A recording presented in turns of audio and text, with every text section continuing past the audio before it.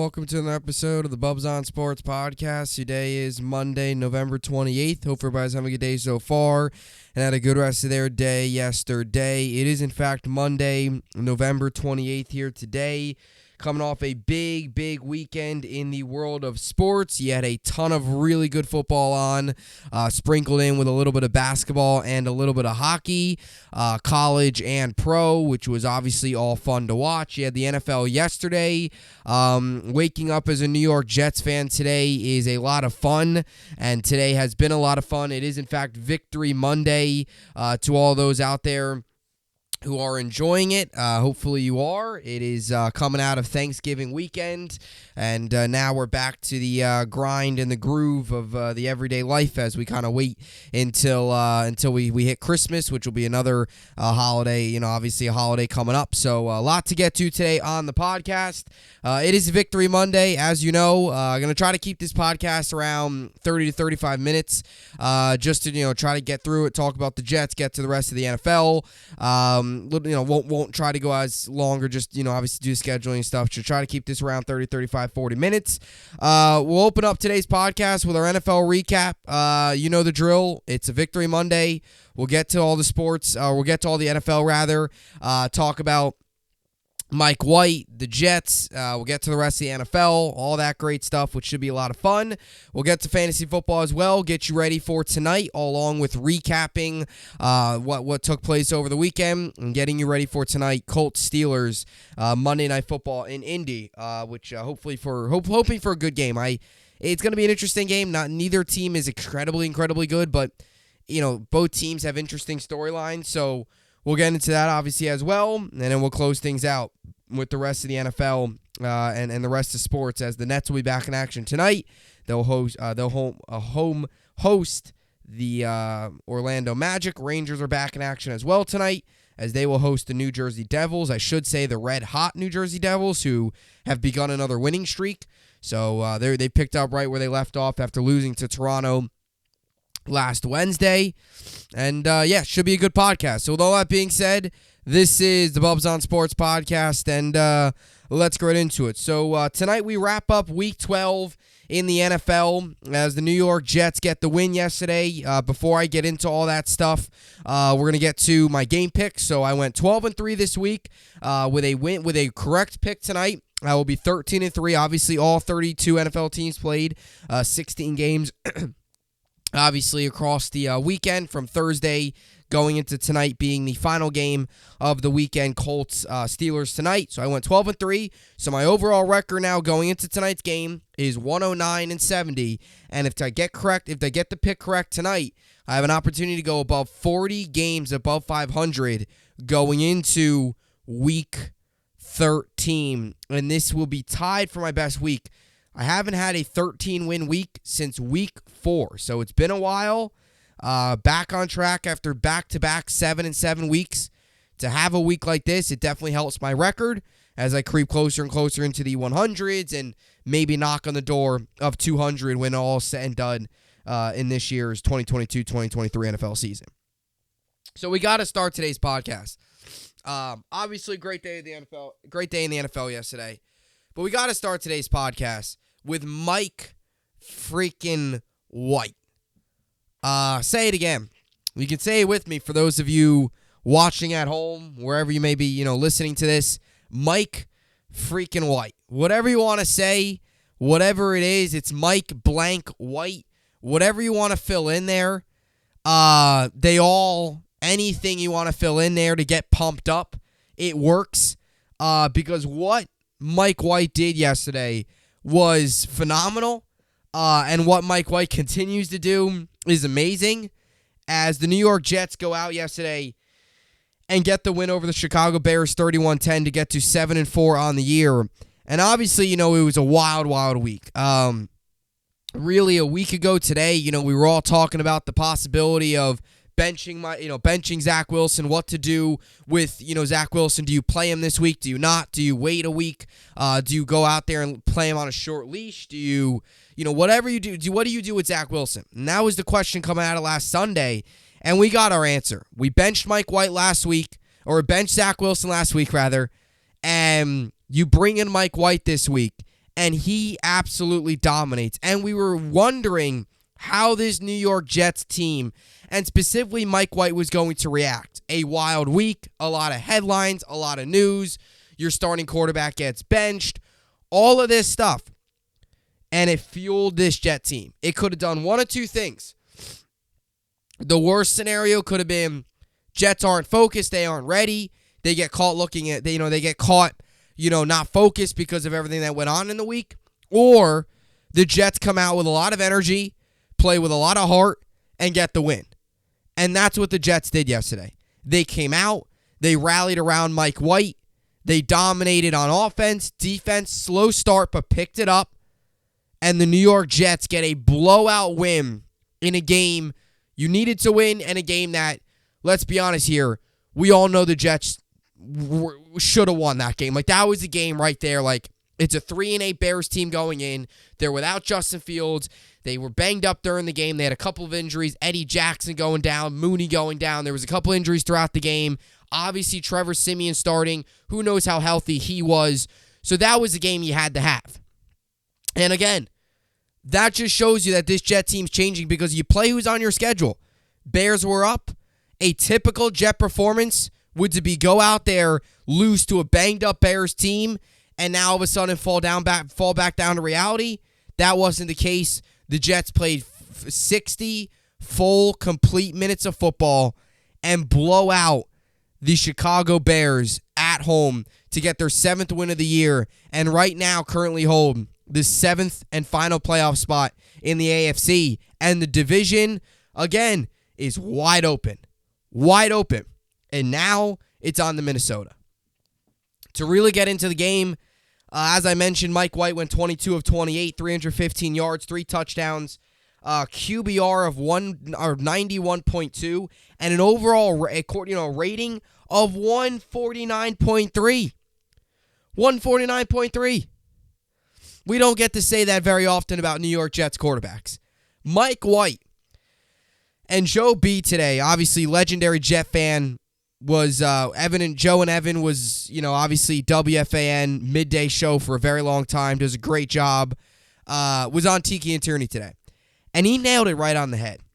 And I'm gonna take what he said and say it right now. Mike White has delivered 2 of the best games by a New York Jets quarterback that we have seen since Fitzpatrick, since the 2015 Fitzpatrick Bowl season when he threw 30-plus touchdowns. Jets went 10-6. We don't talk about how that season ended, but we haven't seen quarterback performances like that since then. That's been a whole 7 years. And you can make the argument, Cincinnati game last year and the game yesterday were even better than some of the games that Fitzpatrick had. So you're going back even longer from the last time we've seen performances out of a New York Jets quarterback like this. What Mike White did yesterday, he looked like one of the better quarterbacks out there. He did. He looked like the king of New York, as Tyler Conklin put it in his post-game press conference. He played within the offense. What were we saying the entire week as New York Jets fans? Play within the offense, take what the defense is giving you, spread the ball around. He did every bit of that.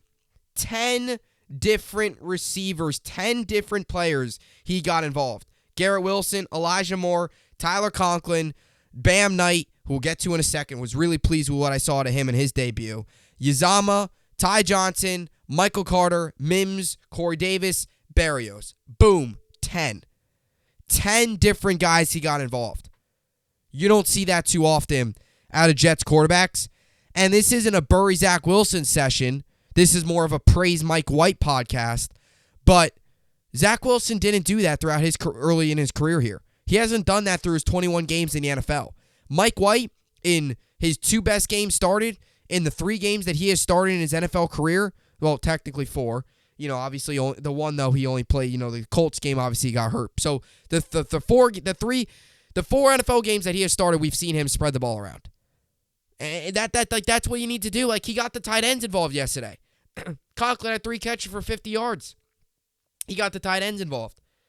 Conklin and Uzomah combined for 6 catches. That might be the most they've had combined. That might be the most we've gotten Uzomah involved all season long. All season long. And again, he was just, poised in one of the most.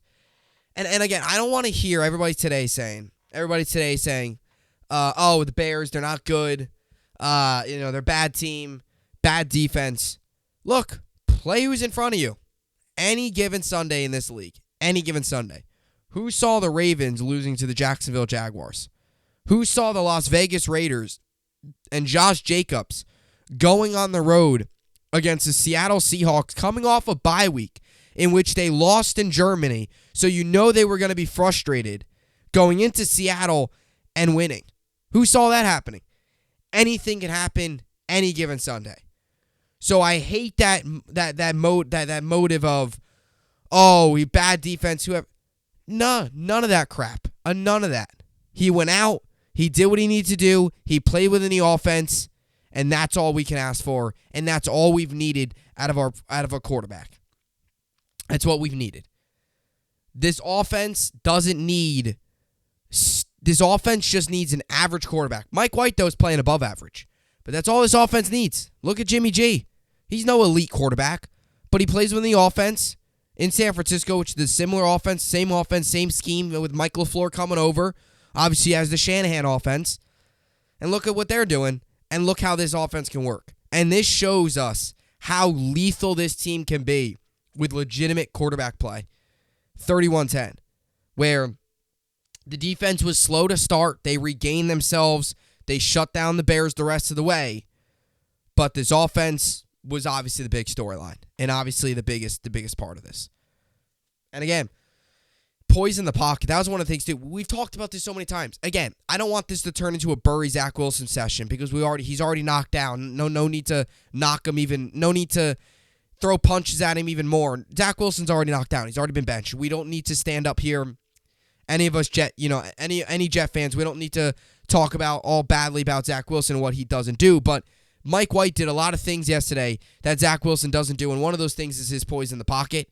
When the pocket was collapsing, which didn't happen much because the offensive line yesterday was phenomenal. Getting Max Mitchell and Nate Herbig back was so pivotal, especially for the run game. Last weekend couldn't get the run game going at all. Herbig was out. You bring Herbig back in. He's been phenomenal. What a gem by Joe Douglas. But anytime the pocket has collapsed yesterday, Mike White, good footwork, stayed in the pocket, stepped up, quick pass. Looks downfield, not there. All right, dump it off to your running back. And they're good throws. They're good passes. He's completing the 5-6 yard quick passes. He's doing that.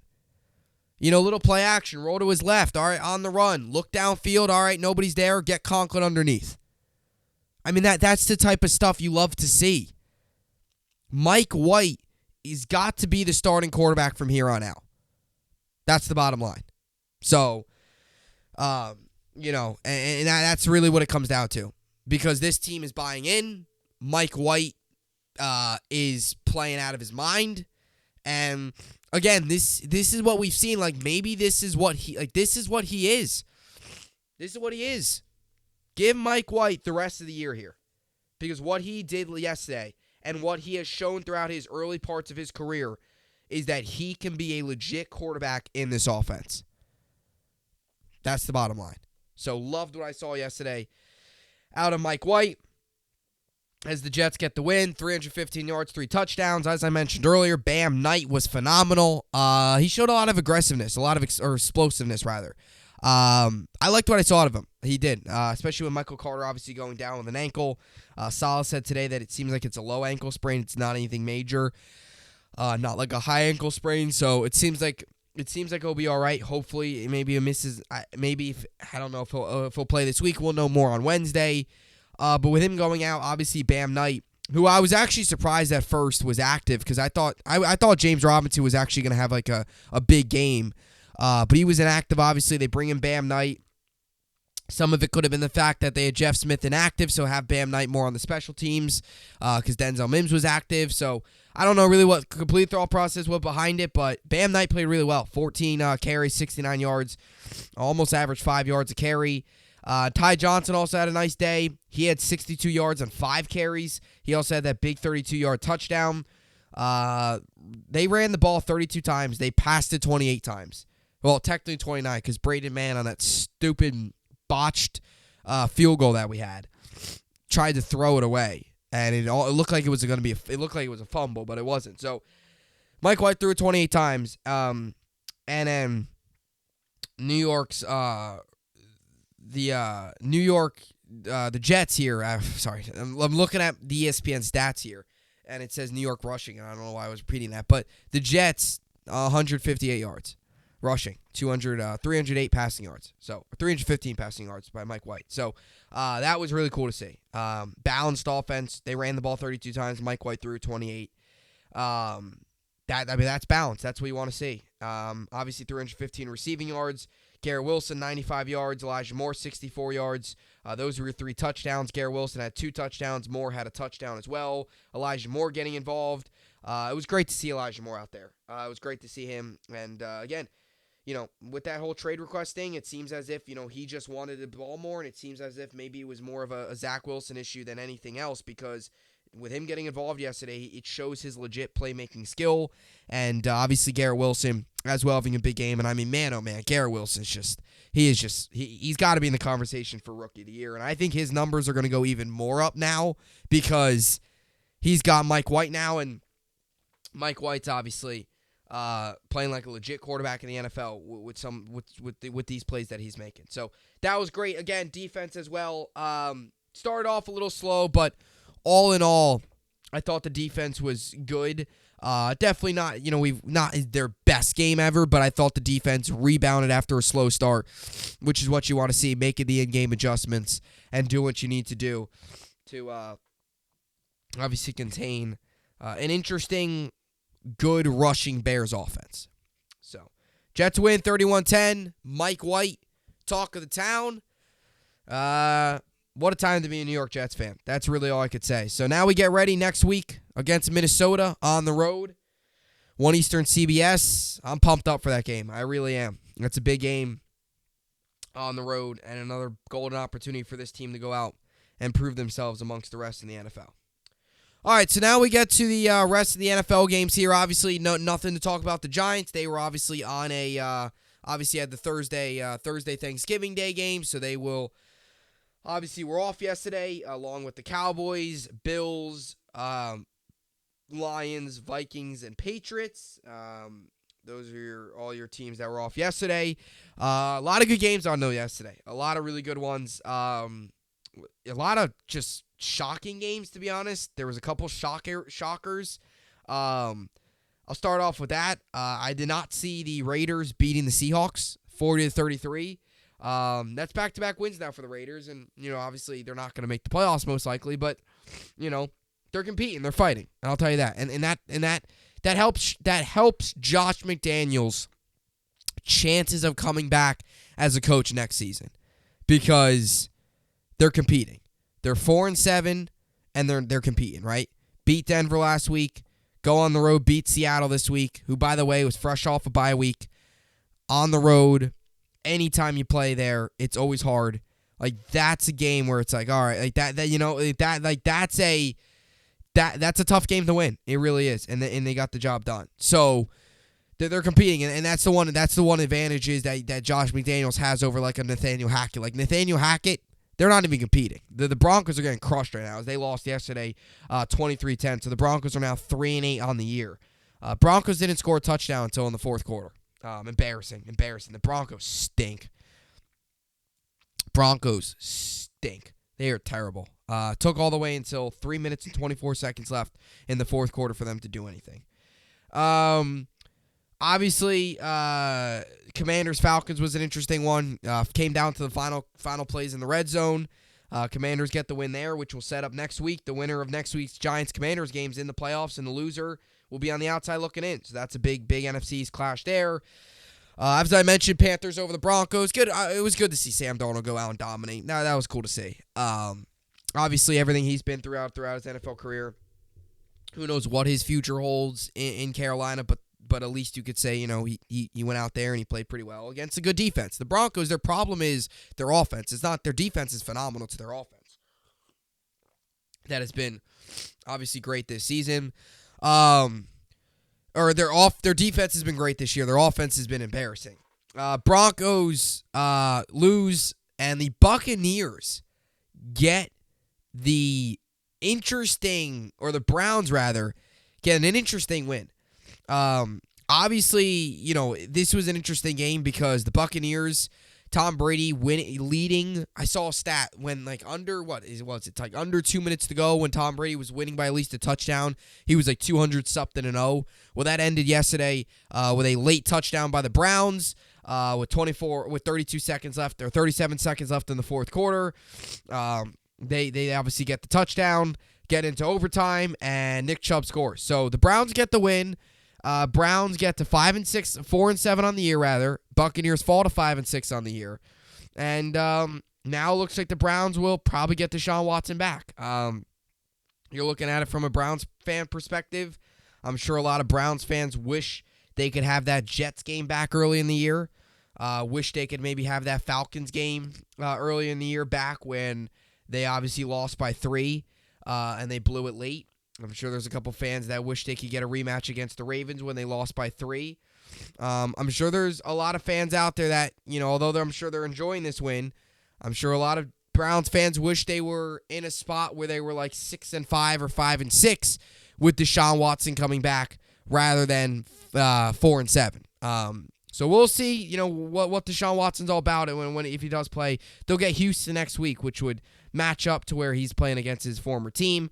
So we'll see how that goes there. If they win that game, then you got Bengals, Ravens, Saints, Commanders, Steelers. Not an easy schedule the rest of the way. You also have to see how good is Deshaun Watson. Obviously coming back, that's a big question there too. Does he show rustiness? That will be interesting. So Chiefs over the Rams. Niners shut out a lousy Saints offense. Chargers over the Cardinals, go all the way down, score. And then they go for 2 and they make it. So I was rooting for the Cardinals. It would have been a nice to see the Chargers lose, give the Jets a little bit more breathing room in the AFC playoff picture, but that wasn't the case. I don't know how in the world Cliff Kingsbury still has a job today. They blow so many games, and they blow games late in the year. Cliff Kingsbury forgets how to coach. Every year they get off to an interesting start, and then they just blow it late in the year. Cliff Kingsbury, I don't know how in the world he still has a job. It's clearly not working. And the Eagles over the Packers, who had partially, it was Aaron Rodgers at quarterback, and then it was partially Jordan Love because Rodgers went out. And Love actually played pretty well, 113 yards and 1 touchdown in the limited plays that he got. It'll be interesting to see where the Packers go. Do they shut down Rodgers? Do they keep rolling with him? Because the Packers are now 4-8 on the year. All right, so now we get to the game tonight. Colts, Steelers tonight. Steelers come into this game 3-7. Colts come into this game 4-6-1. Colts are 2.5-point home favorites. Over/under set at 39.5. 8:15 p.m. Eastern on ESPN. I'm gonna take Jeff Saturday showing up on a Monday and getting a win. I'm gonna take the Colts. They're at home. I'm not liking what I'm seeing out of this Steelers team. They're just not played very well. Despite the loss last week by the Colts, they were competitive against the Eagles, and the Eagles actually had to come back in that game. So they've been competitive. They obviously won the game against the Raiders, who, look out, have won 2 straight games on the road. Colts are playing harder under Jeff Saturday. So I'm going to take the Colts here at home. Jeff Saturday showing up on a Monday and getting the win. I'm going to take the Colts in a low-scoring 20-13 win. I'll take the under on the over-under of 39.5. Colts win, low-scoring, win and cover the 2.5. That's my game pick on this Thursday night. Or on this Monday night, I should say. All right, and as for the NBA tonight, got a couple good games on. Nets Magic as well. They're on tonight, back at Barclays. And Rangers Devils tonight. Islanders got the night off. All right, so now we go to fantasy football to finish things off here. Tonight is not a great night for matchups. I mean, obviously, if you got Pratt Freiermuth, he's a play. Michael Pittman, he's obviously always in play. Jonathan Taylor, he's in play. I actually like both these teams' defenses. I like Indy's defense this week against Pittsburgh. Indy's defense has had a pretty good year. Deontay Johnson's another guy, could be in play tonight. If you're deciding between like a Michael Pittman or Deontay Johnson, it's a tough call because neither have been getting very good quarterback play. I would probably go Michael Pittman. He's going to get more targets. He's just also just the better receiver. Najee Harris or John. If you're in a deep league and you're deciding between like Najee Harris and Jonathan Taylor, where if you're in a league where it's like you got 6 people in your league, I would go Jonathan Taylor. Obviously like him better in this matchup, especially because of the fact that Najee Harris just has had a really tough year, and both quarterbacks in this game, Matt Ryan and Kenny Pickett, neither of them are great plays. So if you're playing Kenny Pickett or Matt Ryan tonight, well, and obviously there was no teams on bye weeks, so nobody you had was quarterback, or none of your quarterbacks could have been on bye weeks. I'm sorry, because I don't think either is going to do anything. I think it's going to be a ground game, and I think that's going to kind of what you're going to see. So we'll see how it all plays out. So should be good. Looking forward to it. Little Nets hoops tonight at the Clays, at Barclays in Brooklyn. So hopefully Nets can get the win there and enjoy the rest of this Victory Monday, and get ready, obviously, for next week. Jets, Vikings. That's another thing too I wanted to mention. And look, I'm not always that guy that is that guy that's always all in on what the coaches say or what certain guys do. But Robert Saleh, I loved his post game speech yesterday. This Jet team has really kind of embodied this us against the world mentality this year, where yesterday was the first time they were favorites. They played 10 games going into yesterday. Yesterday was their 11th game. The previous 10 games, they were not favorites in any of those games. They were underdog in every single one of those games. Some of those games included the Packers. I know they were going on the road. I know it's earlier in the year, but look at what the Packers turned out to be. Broncos, they were underdogs going up against them. And they've had a couple really big defeats. Underdogs against Miami, beat them, who's first place in the division. Underdogs against Buffalo, beat them. Looking back on it, they were underdogs against Pittsburgh. Well, how's that worked out? So the Jets have kind of really embodied this us against the world mentality, and I kind of liked Robert Saleh's speech yesterday. Like, this team expects to win. And you kind of could tell that by the energy in the locker room. It was a very calm post game speech where it was a lot of, look, this was a game where we knew we had to have. Mike White played great, all this great stuff. Now we got to get ready for Minnesota. And I love that mentality. Like, you got to celebrate, obviously, wins and all that stuff. But it's cool to see this team finally kind of, and it's almost like that's why they're finally getting, winning at a consistent rate, because they're just, all right, boom, win, on to the next, win, on to the next, win, on to the next. You could really start to feel that culture change. Like, this is the expectation now around this New York Jets team. And it's been so much fun to watch. So that's what I just want to end off with there. It is on to Minnesota, but we get to enjoy this entire week of Mike White praise, because Mike freaking White deserves it. Let's go, Jets. Little Nets as well on tonight. Enjoy Monday Night Football. I will see you all back here, obviously, on Wednesday. Obviously, every other day. Been doing the podcast. So, as always, hope you enjoyed it. And thanks for listening.